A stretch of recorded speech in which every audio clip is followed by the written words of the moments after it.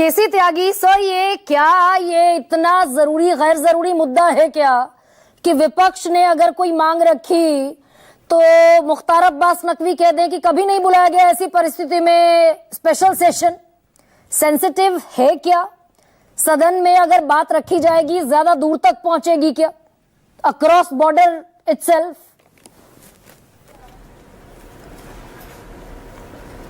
गर्मा जी, आपने अपने प्रारंभिक संबोधन में कई सवाल उठाए। आज जैसा माहौल है उसकी मैं तुलना अटल बिहारी एरा से करना चाहता हूं, जब 1971 में बांग्लादेश बन चुका था।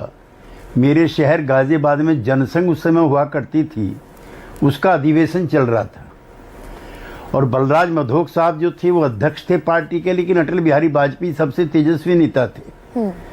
उन्होंने गाजियाबाद शहर में श्रीमती इंदिरा गांधी की इतनी तारीफ कर दी बांग्लादेश के निर्माण के बाद कि जनसंघ के कई नेताओं को भी अप्रिय लगा।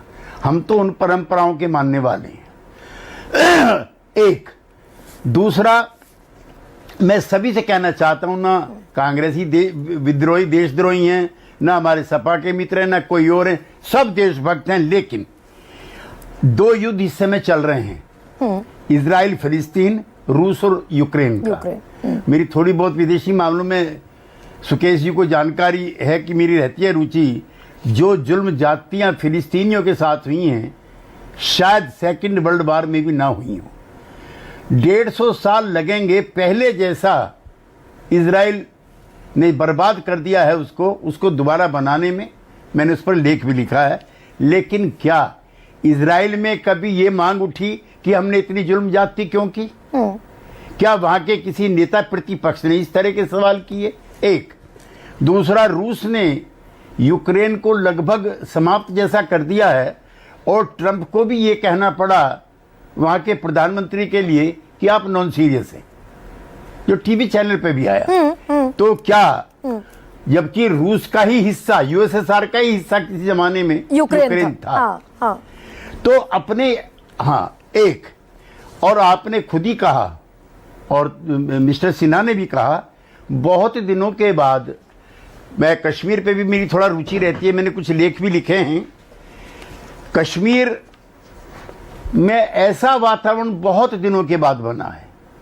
हुर्रियत थी, हम मिलने जाते थे, हुर्रियत के नेता हमसे मिलना पसंद नहीं करते थे। आज माहौल बना है। मैं मनोज सिन्हा की भी तारीफ करूंगा। पिछले दिनों उन्होंने जिस तरह से वहां पे ऑल पार्टी मीटिंग वगैरह करके एक माहौल बनाया था और अब तक रिकॉर्ड वहां पर यात्री पहुंचे हैं।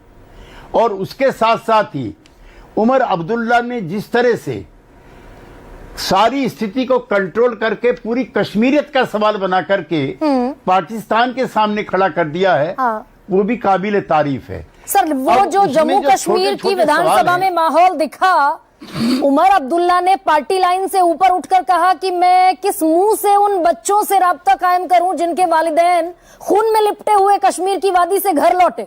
ऐसा ही एग्जाम्पल क्या संसद से भी सेट किया जा सकता है क्या? वो तो और ऊंचा फोरम है देश का। देखिए, ऐसा है, ऑल पार्टी मीटिंग हो चुकी है जिसमें लगभग सभी नेताओं ने सॉलिडेरिटी दिखाई है, सरकार के साथ भी और हमारी आर्म्ड फोर्सेस के साथ भी। और कांग्रेस पार्टी के इक्के दुक्के नेता ने जो बयान दिए हैं उसको कांग्रेस पार्टी का ही शीर्ष नेतृत्व खारिज कर चुका है, खड़गे जी भी और राहुल जी भी। ठीक बात है। इसलिए कांग्रेस पार्टी पर भी ये सवाल उठाना या अखिलेश यादव जी पे ये सवाल उठाना, उसको भी मैं उचित नहीं मानता। समूचा देश बच्चा बच्चा कश्मीरियत के साथ है और हमें आर्म्ड फोर्सेस के साथ है और हमारी सरकार जो भी कदम उठाएगी होपफुली उसके भी साथ रहेगा। नहीं सर, मैं तो आपके अनुभव से ये पूछना चाहती हूँ, क्योंकि आपने दशकों तक ये सारी फॉरेन मैटर्स और ये सब एक्सपीरियंस किया है along with your political journey.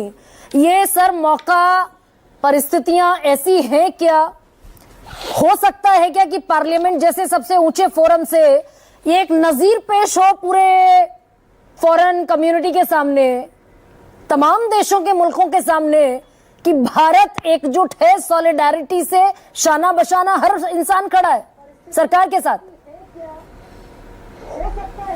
नहीं, मुझको तो नहीं लगता है जो इस सरकार के कटु आलोचक भी माने जाते थे, वो भी साथ खड़े हैं।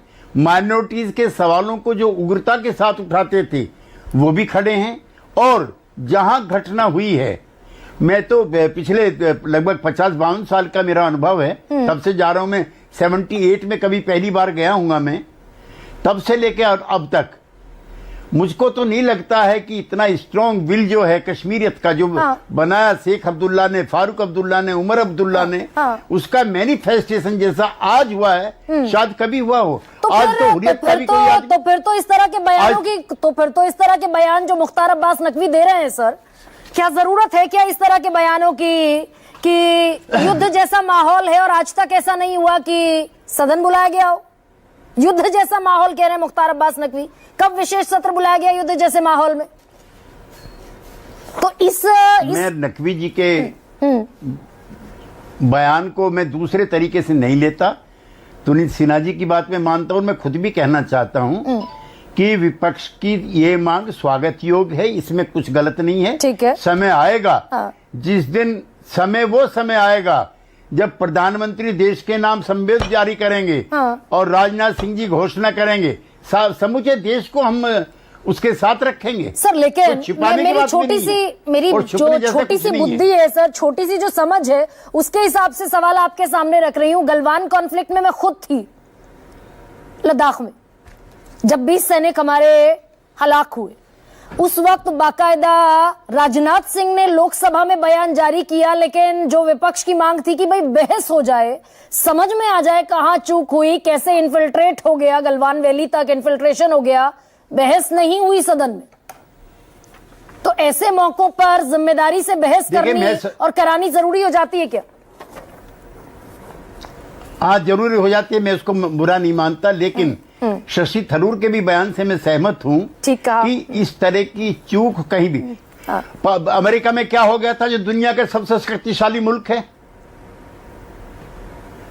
उनके राष्ट्रपति भवन के बिल्कुल बराबर में जाके घटना हुई थी। कि इस तरह की दर्जनों घटनाएं देश विदेश में है, उसको लेकर के इंटेलिजेंस चूक मानना, भारत सरकार की कमजोरी जैसा कुछ दिखाना, ऐसा कुछ नहीं है। और दूसरा ये है कि 1965 में ताशकंद हुआ था। देखिए, मैं पुरानी चीजें इसलिए बताना चाहता हूं ताकि नया जो श्रोता है आप उसको पता लगे, आपका विजिटर है। और हम जीत गए थे 65 में, हम जीत गए थे। उस समय यूएसएसआर के इंडिया के रिलेशन बहुत अच्छे थे। लाल बहादुर शास्त्री की दुर्भाग्यपूर्ण मृत्यु भी तभी हुई थी जब वहां का राष्ट्रपति और प्रधानमंत्री हमारे दोनों गए थे, अयूब खान और शास्त्री जी। टेबल पे हम हार गए थे। हमारे जनसंघ के ये नौजवान साथी बैठे, उस समय जवान नहीं थे, तब नारे लगते थे, देश ना हारा कौम ना हारी, हारी है सरकार हमारी। और हम सोशलिस्ट पार्टी के जो नेता थे, डॉक्टर लोहिया के प्रयास से ही पहली बार वो नॉन कॉन्फिडेंस आया था। उससे पहले तो विपक्ष की ताकत ही नहीं थी। और चीन को लेकर के लोहिया भी बहुत व्यथित थे और अटल बिहारी वाजपेयी भी बहुत व्यथित थे, लेकिन बाकायदा सवाल पूछे जाते थे। था, अगर 62 जैसी लड़ाई के ऑनगोइंग लड़ाई है, वॉर चल रहा है, इमरजेंसी देश में घोषित है, संसद का सत्र बुला लिया गया और विपक्ष के नेता, अटल बिहारी वाजपेयी का ही नाम मैं फिर से ले दूं, विपक्ष के नेता कह दें अगर कि सरकार की चूक है सबसे बड़ी, पाप है, महापाप है सरकार का, तो एक वो भी दौर था। लेकिन चरण